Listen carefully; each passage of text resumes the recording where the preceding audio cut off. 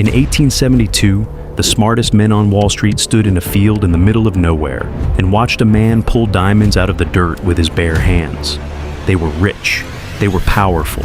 One of them had just commanded the entire Union Army during the Civil War. One of them ran the most famous jewelry store in the entire world. And every single diamond they were looking at had been planted there 3 days earlier. Here is how one broke prospector took down the smartest money in America, using nothing but a shovel and a bag of cheap stones. This is the story of the Great Diamond Hoax. And by the end of this video, you are going to understand exactly how a man with almost no education convinced the founder of Tiffany and Company, a former presidential candidate, and one of the richest bankers in San Francisco to hand him the equivalent of $10 million for diamonds that were not even from America. Let me take you back to late November, 1870. Two grizzled, weather-beaten prospectors walk into the office of a wealthy San Francisco financier named George Roberts. These are not impressive men. Philip Arnold and his cousin John Slack look exactly like what they are: dirty, tired, the kind of men who have spent years digging in the dirt of the American West, chasing gold that never quite pans out. But George Roberts knows Philip Arnold. Arnold used to work for him, and Arnold is not here to talk about gold. He pulls out a grubby leather bag and pours its contents onto Roberts' desk. Uncut diamonds, rubies, sapphires, a small fortune of raw, unprocessed gemstones, supposedly picked up not in India, not in South Africa, but somewhere out west, in the American wilderness. Roberts is stunned. If this is real, this could be the discovery of the century. A diamond field inside the United States, just waiting to be claimed. Roberts immediately does what any smart businessman would do. He calls his friend, and his friend happens to be William Ralston, the founder of the Bank of California, and one of the richest men on the entire West Coast. Ralston hears about the bag of stones, and he wants in immediately. Now here is where Philip Arnold proves he is not just a lucky prospector. He is a master manipulator of human psychology. He does not show Ralston everything right away. He plays hard to get. He tells Ralston and Roberts that he and his cousin need to go back out to the diamond field, deep in the wilderness, to gather more samples. What Arnold and Slack are actually doing is traveling to London. They use the money they have already been given as a grubstake to purchase more uncut, low-quality industrial diamonds, the kind used for drill bits, cheap, easy to acquire in bulk if you know the right merchants. They bring these new stones back to America, and they tell Ralston and his group they found them at the diamond field. Ralston and his business partners are now convinced. They form a small syndicate and decide it is time to bring in serious money and serious credibility. So, in October of 1871, the group arranges a meeting in New York City at the Madison Avenue home of a prominent lawyer. And the guest list for that meeting is almost unbelievable. Sitting in that room is Charles Louis Tiffany, the founder of Tiffany and Company, the single most respected jeweler in the entire United States. Also in that room, General George McClellan, the man who once commanded the entire Union Army during the Civil War, and who ran for President of the United States against Abraham Lincoln. Also in the room, Congressman Benjamin Butler, a sitting member of the United States House of Representatives. Also in the room, Horace Greeley, the editor of the New York Tribune, one of the most influential newspapers in the country. This is not a meeting of small-time investors. This is some of the most powerful financial, political, and media power in the entire United States, sitting in one room, looking at a pile of stones on a pool table. 10% of Arnold and Slack's latest haul is brought before Charles Tiffany for an official appraisal, and here is the moment that changes everything. Tiffany examines the stones. Tiffany has built one of the most successful jewelry empires in American history, but there is one critical gap in his expertise. He has almost no experience valuing uncut, rough diamonds. His business deals almost exclusively in finished cut, polished gemstones. Tiffany looks at this pile of rough industrial-grade diamonds, mixed with a few decent rubies and sapphires, and he makes an appraisal that will become one of the most famous mistakes in the history of American finance. He values the pile at $150,000. The stones are actually worth, at most, a few $1,000s. Arnold and Slack just had the founder of Tiffany and Company personally vouch for their fraud. With Tiffany's appraisal in hand, the investors are now fully convinced. Arnold demands and receives $100,000 as a down payment. He takes that money straight back to London and buys even more cheap, low-quality, uncut diamonds.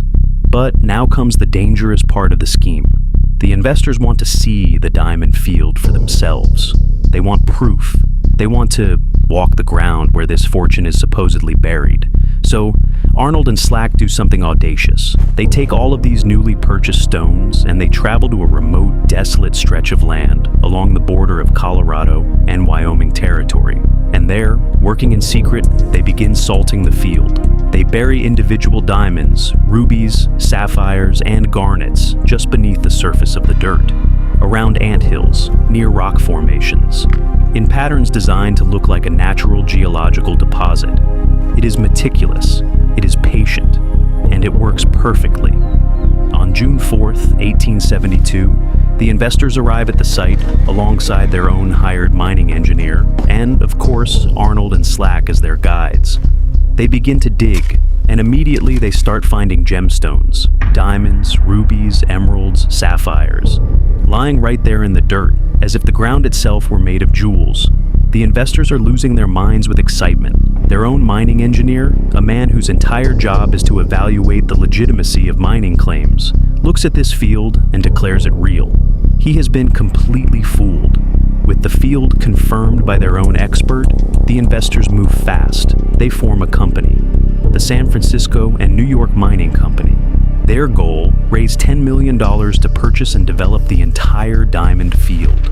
Word spreads through Wall Street in London like wildfire. Investors are desperate to buy in. Banking houses connected to the Rothschild family reportedly express serious interest in the venture. Arnold and Slack are offered a staggering buyout for their claim. Reports suggest the final payout to the two men totaled somewhere around $600,000, an almost unimaginable fortune for two former dirt-poor prospectors from rural Kentucky. They take the money and then, very quietly, they disappear. Arnold goes home to Kentucky. Slack vanishes almost completely from the historical record. Meanwhile, back in San Francisco and New York, the newly formed mining company is preparing to make its next move, hiring more engineers, drafting development plans, preparing to extract what they believe is the greatest diamond deposit ever discovered on American soil. There is just one problem. Someone is about to actually do real science on that field. His name is Clarence King. King is a serious, highly respected government geologist, the kind of meticulous scientific mind that built his reputation by actually understanding rock formations, mineral deposits, and the geological conditions required for genuine gemstone formation. And King has a problem with this whole diamond field story. Diamonds, rubies, sapphires, emeralds, and garnets simply do not naturally occur together in the same geological deposit. Each of these stones forms under wildly different geological conditions in different parts of the world over different time periods. Finding all of them scattered together in one patch of Wyoming wilderness does not make geological sense. In October of 1872, King leads his own independent survey team out to the site. At first, they find a few garnets and some semi-precious stones, no diamonds yet. Then, a few days later, one of King's surveyors spots something strange. A diamond perched precariously on top of a thin rock, almost balanced in plain sight. King immediately recognizes the problem. A diamond does not balance on top of a rock naturally. It would have eroded, shifted, or been buried over the hundreds of thousands of years it would take to form there. Someone placed it there. King's team starts digging more carefully now, and they discover something even more damning. Every single anthill in the area has extra holes punched into it, holes that are 6 to 8 inches deep, shaped exactly like something had been pushed into the dirt with a stick or a cane. And inside almost every single one of those holes, a gemstone. The field had been salted, hole by hole, stone by stone. Clarence King rushes back to notify the investors before they pour any more money into the scheme. A new, proper appraisal is conducted on the stones already collected. The results are devastating. The diamonds are confirmed to be coarse, low-grade, and traced back to South Africa, the exact same type of stone that had been sold to Arnold in London more than a year earlier. The total value of everything the investors had collected, approximately $30,000. They had been told it was worth millions. On November 27, 1872, the San Francisco and New York Mining Company holds its final meeting. The hoax is officially confirmed. Whatever money remains in the company's accounts is refunded to investors. Charles Tiffany, the most respected jeweler in America, is publicly humiliated. His appraisal of $150,000 for what amounted to a few $1,000s in cheap stones becomes a national embarrassment. General McClellan, Congressman Butler, the wealthy bankers, the journalists, the engineers, every single one of them had been completely fooled by two prospectors from Kentucky with a bag of stones and a shovel. Philip Arnold and John Slack were both indicted in California for fraud. Neither of them was ever brought to trial. Arnold was sued by furious investors trying to recover their losses, and he eventually settled out of court, using the fortune he had already secured. He took his money home to Kentucky, where he became, of all things, a respectable small-town banker. In 1878, he was shot by a business rival in a dispute completely unrelated to the diamond hoax. He survived the shooting itself, but contracted pneumonia while recovering and died 6 months later. John Slack reportedly lived quietly until his death in New Mexico in 1896, having spent the rest of his life never publicly discussing what really happened out in that field. And Clarence King, the geologist who exposed the entire scheme, became a national hero almost overnight. In 1879, he was appointed the very first director of the United States Geological Survey, the government agency that, to this day, is responsible for understanding America's geology and natural resources. The Great Diamond Hoax remains one of the most audacious financial deceptions in American history. Not because the lie was complicated, it was not.